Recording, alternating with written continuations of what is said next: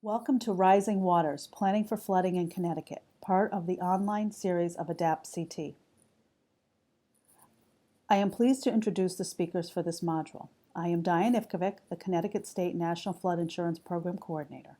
I am joined by Jeffrey Callahan, Stonington Borough Warden, and Emmeline Harrigan, the Assistant Planning Director in Fairfield. The ADAPT CT series is designed to support local decision-making and community resilience. By the end of this module, you will be able to recognize different flooding scenarios in Connecticut, describe the social and economic impacts of flooding, and identify flood mitigation examples, opportunities, and programs. So why should we care about flooding? Hundreds of miles of Connecticut's riverine and coastal shoreline have been historically used for business and pleasure. Many of these areas lie in floodplains and may be vulnerable to disruption and damage. In fact, flooding is the most prevalent and frequent natural hazard that impacts Connecticut. We can be proactive and take steps to reduce our risk. A portion of Connecticut's economy relies on coastal industry. A 2013 Maritime Industry Economic Report found that Connecticut's maritime industry, including seafood production and packaging, shipbuilding, and boating recreational uses, had an estimated total output impact of nearly $7 billion in 2010, with the maritime economy contributing nearly 40,000 jobs to the state, which could be at risk due to unsustainable resource management and partially because of flooding. According to the Connecticut Natural Hazards Mitigation Plan, Connecticut has 192 critical facilities, such as fire stations, EMS, and law enforcement, within the 1% annual floodplain. This flood zone, historically referred to as the 100-year floodplain, has a 1% chance of a certain level of flooding occurring in any given year. Another way to think about this is that over the course of a 30-year mortgage, there is a 26% chance of this type of storm. Flood maps depict the 100-year floodplain, which is the 1% annual flood, and the 500-year floodplain, the 0.2% annual flood. So what exactly is happening? Over the past dozen years, Connecticut has experienced significant flooding due to hurricanes, nor'easters, and other heavy rain events. During the spring of 2010, flooding of Chinook Brook in North Stonington damaged a well-traveled bridge and a 150-year-old historic building on Main Street. At this time, other rivers in New London County, such as the Yantic and Patchogue, also flooded, leading to ruined dams, broken bridges, neighborhood evacuations, and the need for a great deal of cleanup. In 2011, Tropical Storm Irene caused flooding as well as severe wind damage in many areas across the state, as well as over $10 million in fiscal impacts. In 2012, Superstorm Sandy resulted in over $360 million in damage for Connecticut and over $6 million in fiscal impacts. On September 25th and 26th, 2018, heavy rain statewide resulted in flash flooding that closed roads, damaged culverts, and triggered water rescues. Subsequently, a federal disaster declaration was declared for Middlesex and New London counties. In April 2019, a flood warning was issued by the National Weather Service for parts of Connecticut as heavy rains combined with snowmelt from Vermont and New Hampshire inundated the Connecticut River. This impacted Wethersfield, Cromwell, Rocky Hill, and Glastonbury. Flooding can occur with daily high tides or intermittently with storms. Along the coast, tidal flooding affects low-lying areas during extreme high tides. Flooding due to storm surge, which occurs when strong winds push waves landward, is less frequent, but can devastate coastal lowlands, especially when a storm hits at high tide. Inland, heavy rainfall may inundate areas more rapidly than our environment and infrastructure can absorb it, resulting in riverine and flash flooding. Sea level rise will amplify both tidal flooding and storm surge, causing more widespread damage to coastal areas in the future. The Connecticut State Legislature recently adopted the projection of 20 inches of sea level rise by 2050 in Public Act 18-82. An additional 2 feet of flood protection will be added to any new state-funded projects built in the floodplain. Riverine flooding is becoming more common in Connecticut. Connecticut's rain events have become much more intense due to climate change conditions and impervious surfaces. Increasingly, intense precipitation events result in greater flood risk, which is made worse by development with hard surfaces, like roads and parking lots, that prevent water from soaking into the soil. Before 1970, many local rivers experienced a significant flood event every 5 to 10 years. But today we are seeing flooding every 1 to 3 years. In many cases, the severity of the flooding is worse as well. Now I will turn it over to Jeffrey. This is Jeffrey Callahan, Stonington Borough Warden. So what can we do? Floodplain management cannot be an afterthought. Cities and towns are working to be better prepared through their local planning efforts.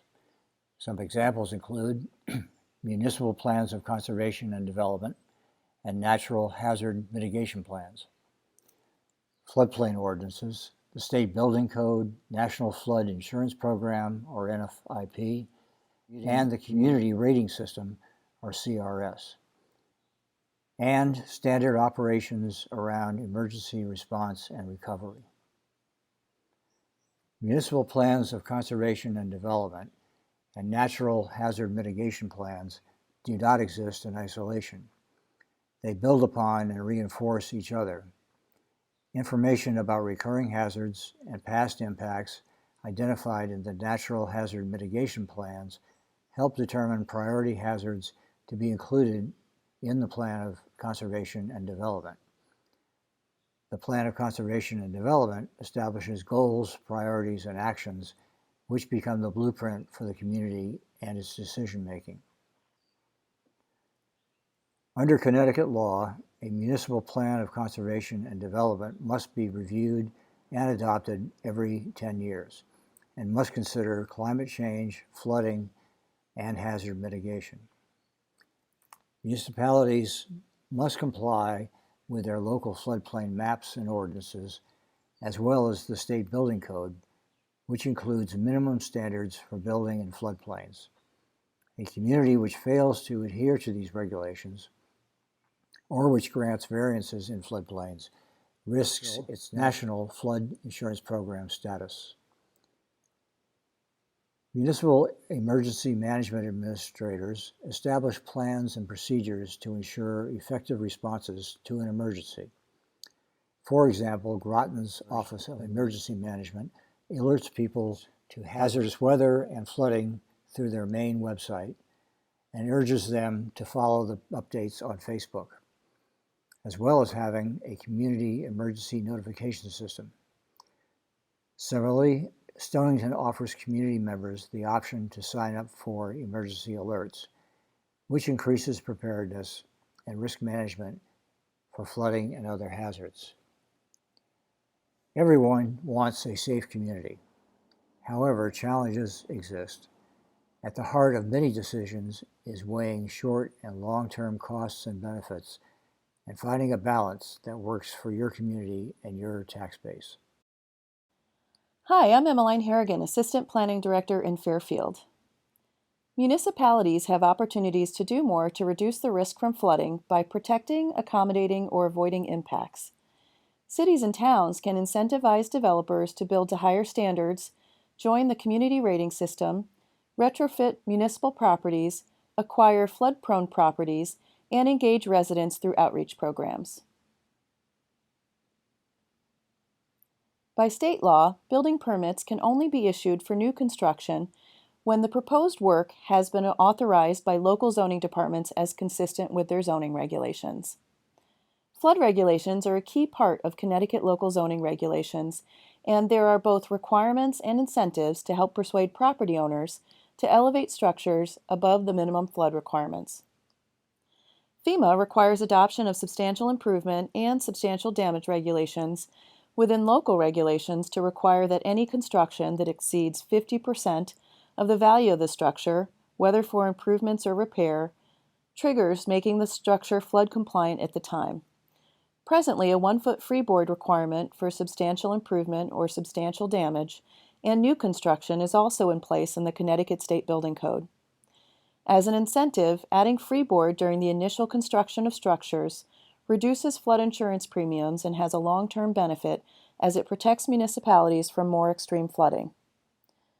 According to research by the UConn Law School, in a white paper titled Floodplain Building Elevation Standards, adding freeboard up to 4 feet increases the original construction cost for elevation only 1 to 2% more than the initial cost of elevating to the base flood elevation. This expense is then paid for in 3 to 6 years due to significantly lower flood insurance rates. Many communities are going above and beyond by participating in FEMA's Community Rating System, or CRS. This voluntary program recognizes and encourages community floodplain management activities that exceed the NFIP minimum requirements and saves policyholders money on their annual flood insurance premiums. Benefits to the community include enhanced public safety, a reduction in damage to property and public infrastructure, avoidance of economic disruption and losses, reduction of human suffering and/or loss of life, and protection of the environment. In addition, policyholders in participating communities can receive discounts ranging from 5% to 45% on flood insurance premiums. Typical discounts for Connecticut range from 5% to 15%. In Fairfield, town staff and officials have committed to maintaining their CRS participation at an 8 rating, which provides a 10% annual premium discount to Fairfield's NFIP flood policy holders. This kind of savings can catalyze community interest and action around hazard mitigation. In lieu of whole house elevations, municipalities and property owners can initially reduce risk by elevating critical elements such as utilities and information technology infrastructure above the flood level. Stonington's newsletter, for example, discusses the option to elevate appliances above the flood level and relocate both electric panels and utilities out of harm's way. Stonington has also used grant funding to create a coastal resiliency plan, which explains the need for road and railway elevation in certain areas. Additionally, Stonington's hazard mitigation plan discusses programs and policies that restrict and control activities within the floodplain in order to mitigate coastal flood damage and flood hazards. Some of these measures include encouraging elevating and maintaining structures, as well as providing both signage and warning systems for the community. West Haven used grant funds to obtain and demolish 13 flood-prone homes. The U.S. Department of Agriculture's Natural Resource Conservation Service has also provided a grant that acquired another 19 properties with the land retained for conservation, allowing it to return to floodplain functions. Outreach is key to overcoming the challenges presented by flooding. Decide what works best for your community. Stonington sends out an annual newsletter to residents who have structures in the special flood hazard area. This proactively advises property owners of information regarding flood management and mitigation. Milford has also taken a community-wide approach, preparing education programs to teach the public about flood hazard potential and how to recognize natural disaster warnings. The Connecticut Division of Emergency Management and Homeland Security, DEMIS, administers FEMA's 3 Hazard Mitigation Assistance HMA grant programs. The first, the Flood Mitigation Assistance FMA program, funds projects that reduce flood risk to buildings insured under the NFIP. The second, the Pre-Disaster Mitigation PDM program, funds hazard mitigation planning, such as local or regional hazard mitigation plans. The third, the Hazard Mitigation Grant Program, HMGP, assists in implementing long-term measures following presidential disaster declarations. Fairfield was awarded several HMGP grants for home elevations as well as for the long-term protection of its wastewater treatment facility. Remember, a FEMA-approved hazard mitigation plan is required for any of these funding opportunities. There are other funding options that municipalities have used, such as the U.S. Department of Housing and Urban Development, HUD, and the Natural Resource Conservation Service, NRCS. In summary, floods have and will continue to impact Connecticut communities, but there are many tools, strategies, and funding opportunities available to help mitigate and lessen the impacts of flooding.